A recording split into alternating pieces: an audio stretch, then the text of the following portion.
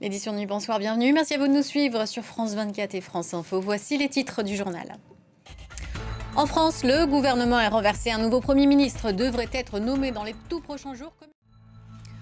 En France, après avoir été renversé par 364 voix contre 894 voix pour, François Bayrou souhaite une passation fluide et très rapide pour que la prochaine équipe puisse se mettre au travail. Le Premier ministre remettra sa démission ce mardi au président de la République. Vote de confiance passé. Le 10 septembre arrive maintenant à grands pas ce jour de mobilisation fixé par des organisations non syndicales mais citoyennes. 80 000 policiers seront mobilisés. Le mouvement sera-t-il suivi maintenant que le gouvernement est tombé? Élément de réponse avec les hommes.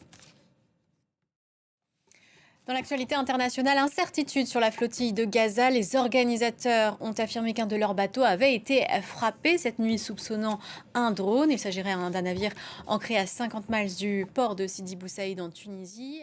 Et puis au Proche-Orient, un attentat dans un abribus en plein Jérusalem-Est a tué 6 Israéliens ce lundi matin. Conséquence, Benjamin Netanyahou a durci ses appels à la population de Gazaville.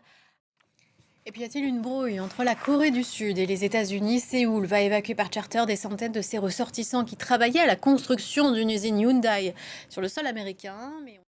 Et dans l'affaire Epstein, une lettre attribuée à Donald Trump a été publiée ce lundi soir par des parlementaires démocrates alors que le président américain en avait démenti l'existence en juillet. La Maison-Blanche en dément toujours que le président américain a signé cette lettre également. Retour en France avec une actualité judiciaire. C'est l'ouverture de ce procès hors norme, celle d'un ancien anesthésiste qui aurait empoisonné, au lieu de les endormir, 30 patients, dont 12 sont morts. La question au centre de ce procès: fait-on face à un terrible serial killer? L'accusé clame son innocence et se dit victime d'une machination judiciaire. Éric Pelletier. Au Népal, le gouvernement lève l'interdiction qui touchait les réseaux sociaux. Des manifestations ont été vives ce lundi et d'ailleurs très fortement réprimées. Il y a eu 19 morts et plus de 400 blessés. Et puis en Côte d'Ivoire, la liste définitive des candidats pour la présidentielle est sortie et elle exclut 2 opposants majeurs. Laurent Gbagbo, ancien président, et Tidjane Thiam, président du Parti démocratique, candidature jugée irrecevable, ce qui renforce de facto le statut de favori du président sortant Alassane Ouattara. On fait le point avec notre correspondante à Abidjan, Julia Guggenheim.